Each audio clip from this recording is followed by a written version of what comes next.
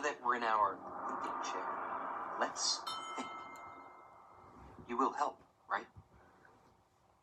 Great. So, we're trying to figure out what kind of weather Blue thinks is coming. And our clues are cloud, a water drop, and freezing. So, what kind of weather could Blue think is coming with a cloud, a water drop, and freezing? Well, let's see. Hey, what happens when water falls from a cloud? It rains. Yeah, it rains. Right. But what if it's freezing? You know, really, really cold. Well, what kind of weather comes when it freezes? Snow.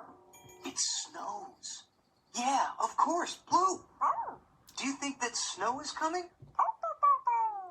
Great. We just figured out Blue's clues. We just figured out Blue's clues.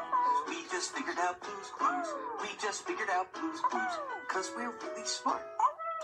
Come on, let's go check the weather.